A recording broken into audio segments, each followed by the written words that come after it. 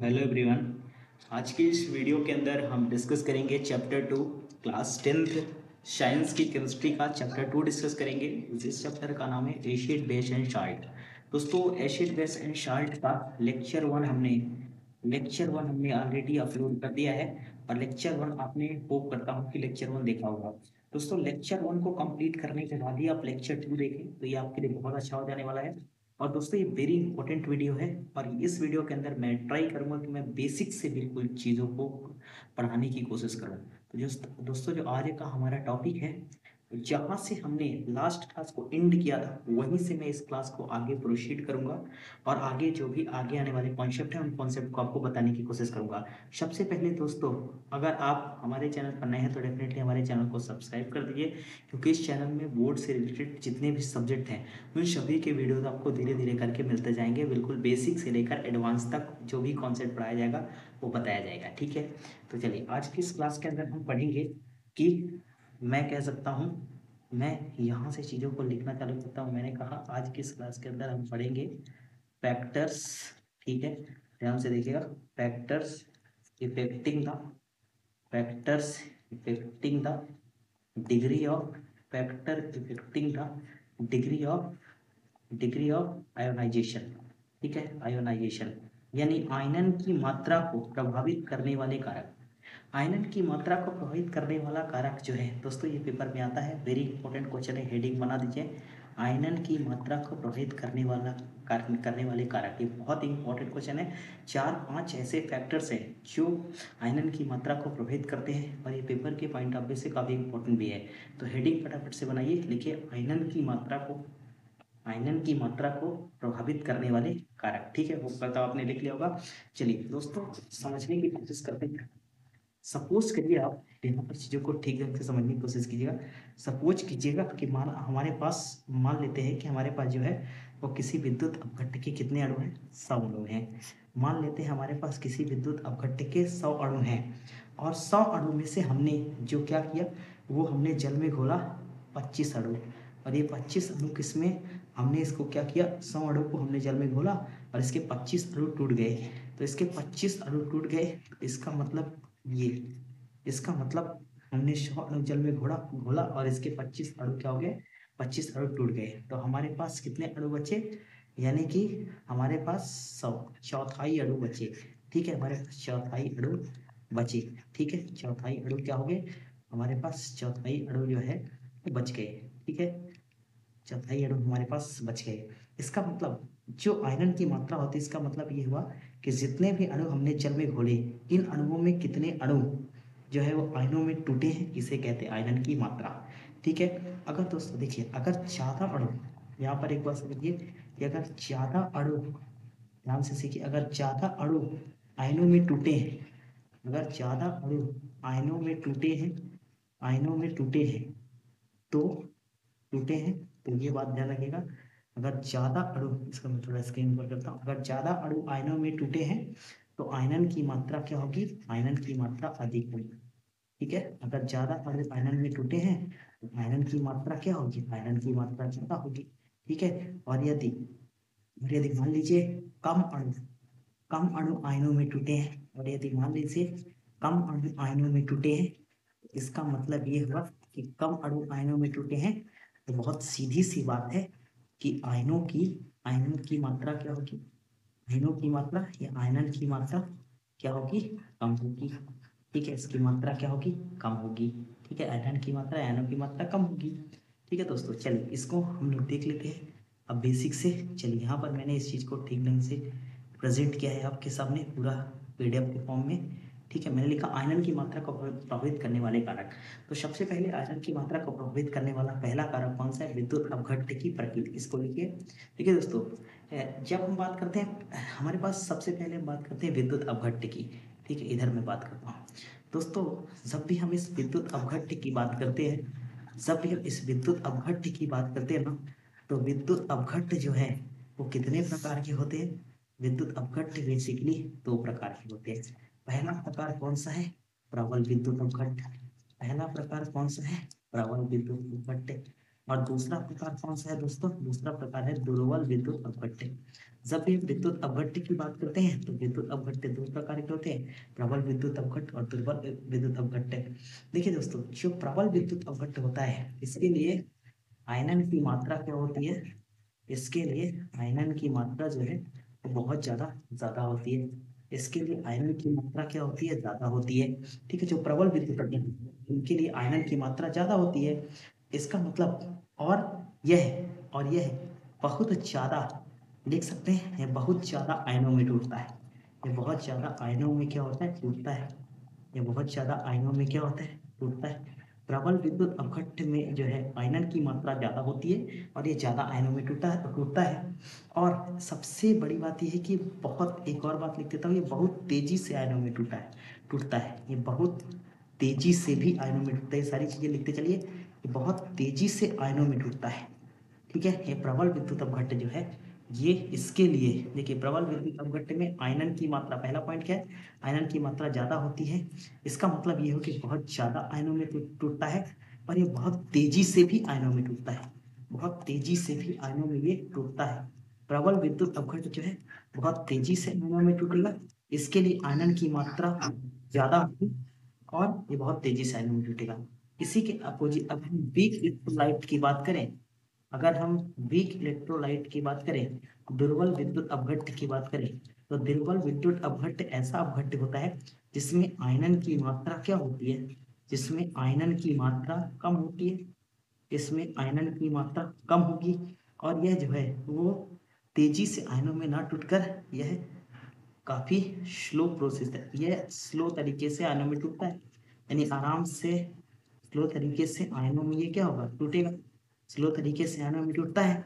और इसके अलावा दोस्तों अगर हम बात करें तो इसके अलावा सबसे खास बात तो ये है कि यह कम आयनों में टूटता है। ठीक है, इसके अलावा यह कम आयनों में भी टूटता है। इसके अलावा यह जो है वो कम आयनों में भी टूटता है। चलिए, ये बात आपकी समझ में आ गई ना?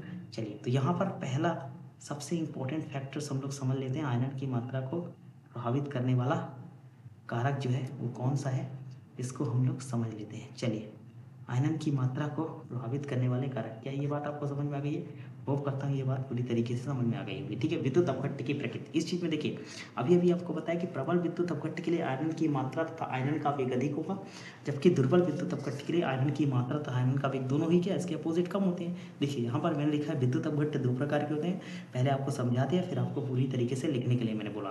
प्रबल विद्युत अपघट्य, दुर्बल विद्युत अपघट्य। देखिए दोस्तों, जितने भी, एक और बात यहाँ पर बताता हूँ, पहले प्रबल विद्युत अपघट्य भी आप लिखिएगा, दुर्बल विद्युत अपघट्य भी लिखिएगा, पीछे लिखा चुका हूँ आपको। ठीक है, स्क्रीन पे देखिए प्रबल अम्ल की जब भी हम बात करते हैं, जितने भी दोस्तों प्रबल अम्ल होते हैं, जितने भी प्रबल अम्ल हैं ये सब प्रबल विद्युत अपघट्य होते हैं। जितने भी प्रबल अम्ल हैं ये सब प्रबल विद्युत अपघट्य होते हैं और जितने भी प्रबल क्षार हैं ये भी प्रबल विद्युत अपघट्य होते हैं और सभी लवण तो प्रबल विद्युत अपघट्य होते ही है। दोस्तों मैंने आपको क्या बताया कि दुर्बल विद्युत अपघट्य सभी दुर्बल अम्ल दुर्बल विद्युत अपघट्य होते हैं, सभी दुर्बल क्षार दुर्बल विद्युत अपघट्य होते हैं और सभी लवण भी दुर्बल विद्युत अपघट्य होते हैं। प्रबल अम्ल में दोस्तों H2SO4 आता है और जैसा कि आपको पता होना चाहिए कि H2SO4 जो है किंग ऑफ केमिकल है, रसायनों का क्या है? राजा है। ये किंग ऑफ केमिकल जिसे कहते हैं, रसायनों का राजा। ठीक है, H2SO4। इसके अलावा दोस्तों H2SO4 आपको पता है सल्फ्यूरिक अम्ल है। इसके अलावा HNO3 की बात करूँ तो ये क्या हो गया? आपका नाइट्रिक अम्ल हो गया। HNO3 क्या हो गया? HNO3 जो है वो दोस्तों आप इसे, ये नाइट्रिक अम्ल हो गया है आपका, ये नाइट्रिक एसिड हो गया। ठीक है, और इसके अलावा HCl की बात करते हैं, हाइड्रोक्लोरिक अम्ल है। इसके अलावा ये प्रबल अम्ल का एग्जाम्पल मैंने बताया प्रबल क्षार। दोस्तों एग्जामिनेशन में क्वेश्चन आता है कभी कभी 10th एग्जाम में कि NaOH कौन सा क्षार है, तो ये प्रबल क्षार है। जब भी हम NaH की बात करते हैं तो Na प्लस में टूटता है और OH किस में टूटता है? माइनस में टूटता है, और KOH। ठीक है, ये बात लिख लीजिएगा, NaH KOH। ठीक है, इसके अलावा दोस्तों अगर हम बात करते हैं कि सभी लवण, जितने भी लवण हैं ये सबके सब लवण अपने अपने प्रबल विद्युत अपघट्य का काम करते हैं। तो यहाँ पर अगर आप देखेंगे तो ये Na2CO3 की जब भी हम बात करते हैं तो ये सोडियम कार्बोनेट है। और इसके बाद दुर्बल विद्युत अपघट्य में ही, दुर्बल विद्युत अपघट्य में दुर्बल अम्ल होता है CH3COOH। ठीक है, जिसे एसिटिक अम्ल भी कहा जाता है। ये जो है आपका ये एसिटिक एसिड है। ठीक है, दुर्बल अम्ल में CH3 COOH, ये एसिटिक एसिड है, एसिटिक एसिड है, ठीक है, एसिटिक एसिड, इसको आप लिख सकते हैं एसिटिक एसिड है। दुर्बल क्षार में आपका आता है NH4OH, ठीक है, ये आता है NH4OH, वैसे भी आप देख लेंगे। और ये जितने भी सभी लवण है, सभी साल्ट है, ये सबके सब आएंगे वीक इलेक्ट्रोलाइट में, ठीक है। इतनी बात होप करता हूँ क्लियर होगी। अब देखिए दोस्तों, फैक्टर ऑफ आयनाइजेशन में सेकंड पॉइंट आपका आता है विलायक की प्रकृति, ठीक है। देखिए दोस्तों, जो ध्रुवीय विलायक होते हैं, ध्रुवीय विलायक में जैसे मान लीजिए कि मैं क्या करता हूँ कि ध्रुवीय विलायक में किसी भी विद्युत अपघट्ट को अगर मैं इसे खुलता हूँ तो आयनन की जो मात्रा है और आयनन का वेग है डेफिनेटली अधिक होगा, क्योंकि विद्युत अपघट्ट की प्रकृति भी कैसी होती है, ध्रुवीय प्रकृति की ही होते हैं। तो बहुत बेसिक सी बात है, ठीक है। अब देखिए दोस्तों, जल आप लिख सकते हैं जो वाटर है, वाटर, वाटर क्या होता है, वाटर एक ध्रुवीय विलायक ही होता है। कई बार एग्जामिनेशन में क्वेश्चन आता है कि वाटर ये ध्रुवीय विलायक होता है, तो डेफिनेटली जल जो है वो क्या है, एक ध्रुवीय विलायक है, ठीक है। तो ये चीज भी लिख लीजिएगा दोस्तों। विलायक की हम डेफिनेशन लिख लीजिए। कई बार विलायक की डेफिनेशन में कई स्टूडेंट को कंफ्यूजन होता है, तो विलायक की डेफिनेशन आप लिख सकते हैं। विलायक की एग्जैक्ट डेफिनेशन क्या होगी, ठीक है दोस्तों। जब भी हम विलायक की बात करते हैं ना, तो वह पदार्थ जिसमें आप विद्युत अपघट्ट को बोलते हैं, ठीक है, वह पदार्थ जिसमें आप वह पदार्थ जिसमें आप विद्युत अपघट्ट को क्या करते हैं, जिसमें आप विद्युत अपघट्ट को बोलते हैं, जिसमें आप विद्युत अपघट्ट को बोलते हैं, उसे क्या कहते हैं, विलायक कहते हैं दोस्तों। दूसरा फैक्टर है विलायक की प्रकृति। ध्रुवीय विलायक में घूमने पर से विद्युत अपघट्ट के आयनन की मात्रा, तो आयनन का वेग दोनों अधिक होता है, क्योंकि विद्युत अपघट्ट कैसी प्रकृति के होते हैं, ध्रुवीय प्रकृति के होते हैं, ठीक है, ध्रुवीय प्रकृति के होते हैं। इसके लिए चाहिए तो मैं आपको एक एग्जाम्पल भी यहाँ पर दे सकता हूँ। देखिए दोस्तों, जैसे मान लीजिए हमारे सामने NaCl है, ठीक है, NaCl। जब भी हम NaCl की बात करते हैं तो Na+ में टूटता है और Cl किस में टूटता है, माइनस में टूटता है। इसका मतलब सोडियम ने एक इलेक्ट्रॉन, इसका मतलब हम लिख सकते हैं कि सोडियम Na ने एक इलेक्ट्रॉन जो है वो क्लोरीन को क्या किया है, एक इलेक्ट्रॉन क्लोरीन को दिया है, एक इलेक्ट्रॉन क्लोरीन को क्या किया है, इसने दिया है एक इलेक्ट्रॉन क्लोरीन को। और अगर हम H2O की बात करें, अगर हम जल की बात करें, तो जल के लिए हमने बनाया कुछ इस तरह से, ये इस तरह से। तो आप देखेंगे कि इसका जो इसमें जो है वो जो दोनों इलेक्ट्रॉन होते हैं वो थोड़ा सा O की तरफ होते हैं। और इस O की तरफ इसलिए होते हैं क्योंकि इसकी इलेक्ट्रोनेगेटिविटी जो है, इलेक्ट्रॉन बंधुता ज्यादा होती है इन कंपैरिजन ऑफ हाइड्रोजन के। दोस्तों, हाइड्रोजन की खोज की थी हेनरी कैवेंडिश ने, यहाँ पर एक जानकारी लिख लीजिए। हाइड्रोजन की खोज की थी हेनरी कैवेंडिश ने। कैवेंडिश वैज्ञानिक थे जिन्होंने हाइड्रोजन की खोज की थी। और इसके अलावा दोस्तों, हाइड्रोजन को वंडरिंग एलिमेंट भी कहते हैं, आवारा तत्व भी कहते हैं। इसका कारण ये है दोस्तों कि कुछ गुणों में पहले वर्ष से समानता रखता है और कुछ गुणों में 7वें वर्ष से समानता रखता है, ठीक है। तो ऑक्सीजन की विद्युत ऋणात्मकता ज्यादा होने की वजह से इसके तरफ दोनों इलेक्ट्रॉन आ जाते हैं, तो यहाँ पर पार्शियल पॉजिटिव चार्ज आता है और यहाँ पर पार्शियल कौन सा चार्ज आता है, निगेटिव चार्ज आता है। तो ये बहुत बेसिक सी बात है।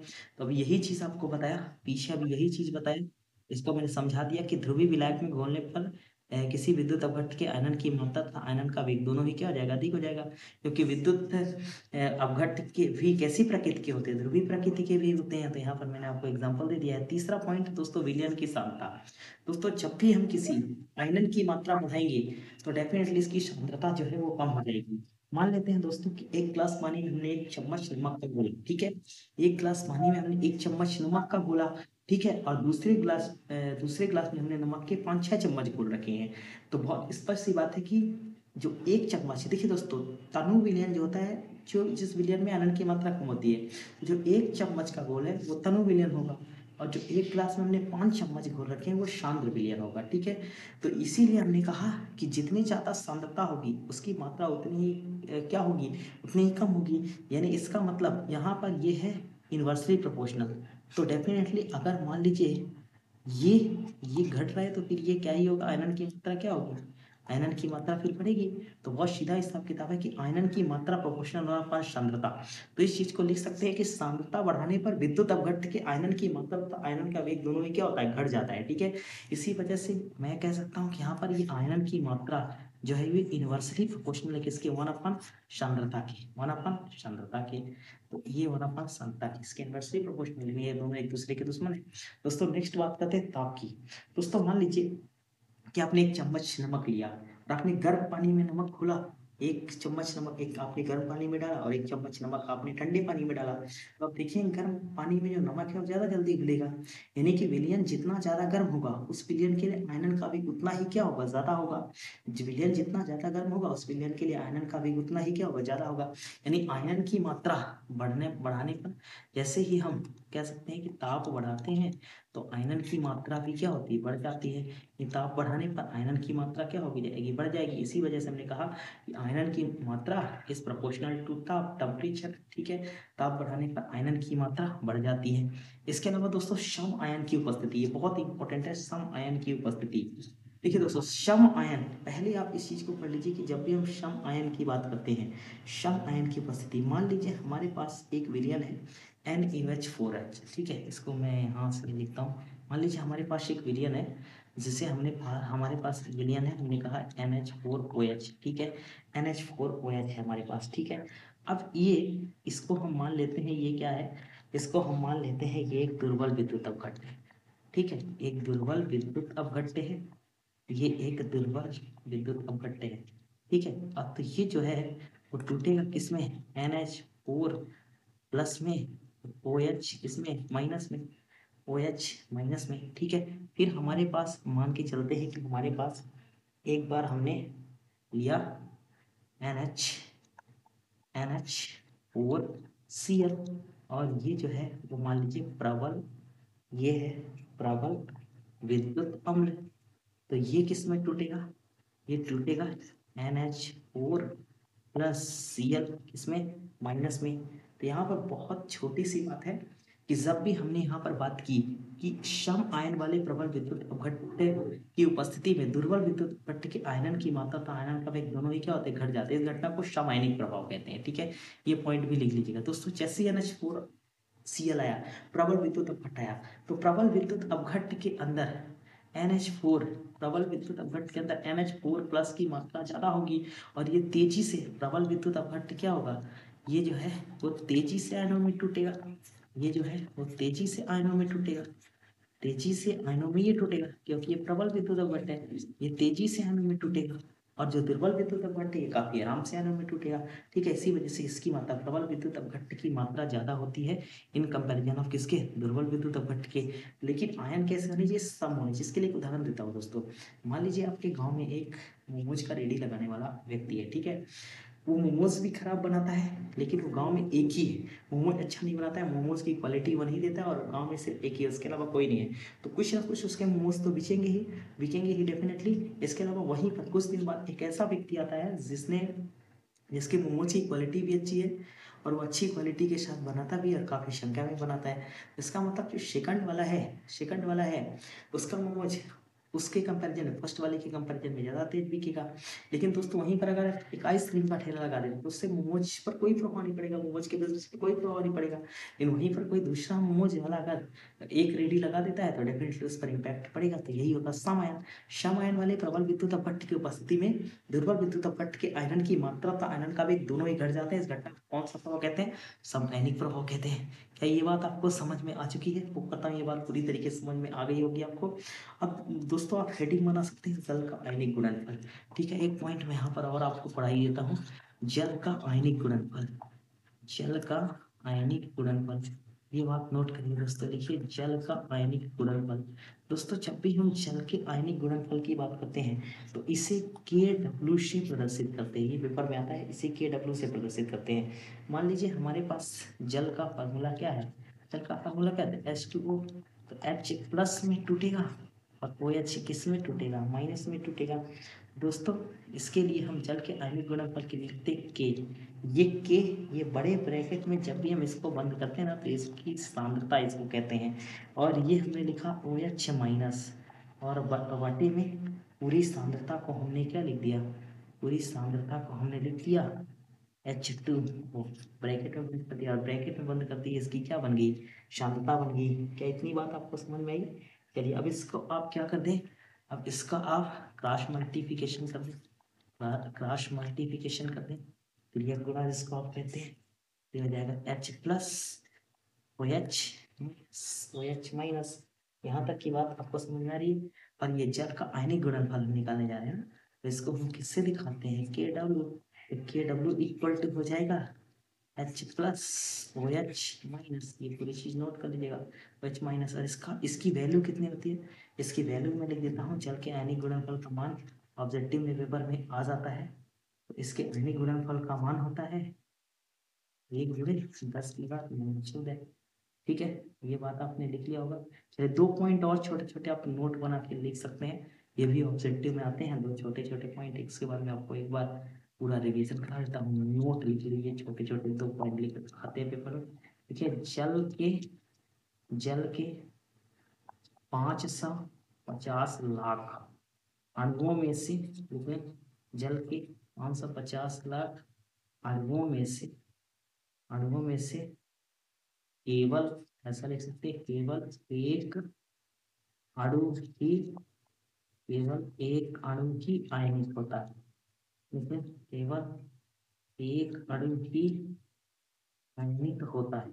ठीक है, फिर आगे आप लिख सकते हैं विलियनों तन विलियनों में H2, विलियनों में आप लिख सकते हैं H2O जो होता है वो कितना होता है 55.56 M होता है। ठीक है, ठीक है, चलिए अब एक बार मैं पूरा आपको पूरी की पूरी चीज़ें रिवीजन करा देता हूँ। चैप्टर 2 आज हमने पढ़ा एसिड बेस और साल्ट, इसमें सब चीज़ें मैंने आपको समझाया। इसके बाद मैंने सबसे इंपॉर्टेंट चीज़ें का आयरन की मात्रा को प्रभावित करने वाले कारक, तो एक बार ठीक से देख लीजिए। देखिए आयरन की मात्रा को प्रभावित करने वाला कारक सबसे पहले बताया विद्युत अपघट्ट की प्रकृति, इसमें प्रबल विद्युत अपघट्ट, दुर्बल विद्युत अपघट्ट बताया, टाइप लिखा कर सभी लिखा है, कौन कौन से प्रबल विद्युत अपघट्ट होते हैं, दुर्बल विद्युत अपघट्ट होते हैं। विलायक की प्रकृति बताया, इसके पॉइंट लिखा है, विलायक की प्रकृति को ठीक से समझाया। इसके बाद विलयन की सांद्रता बताया, इसको भी ठीक से समझाया। इसके बाद ताप बताया, इसको भी समझाया। और इसके बाद समय की उपस्थिति बताया, और इसको भी पूरी तरीके से मैंने समझाया। प्रूव करता हूँ आपको ये वीडियो बहुत अच्छा लगा हो। इसी तरह से आप इन वीडियोज़ को, मैं आपसे रिक्वेस्ट करूँगा कि आप चीज़ों को शेयर करते रहें और वीडियोज़ को शेयर करते रहें। शेयर करना बहुत ज़्यादा इम्पोर्टेंट है, और उम्मीद करता हूँ कि आप वीडियो से काफ़ी कुछ सीख रहे होंगे और लगातार इन वीडियोस का बेनिफिट आप उठा रहे होंगे। ठीक है, तो अच्छे से अच्छा कंटेंट पढ़िए और इसी तरह से प्यार और सपोर्ट बनाए रखिए। थैंक यू सो मच, मिलते हैं आपसे नेक्स्ट वीडियो में। Thank you. चैनल को सब्सक्राइब तो डेफिनेटली कर दीजिए।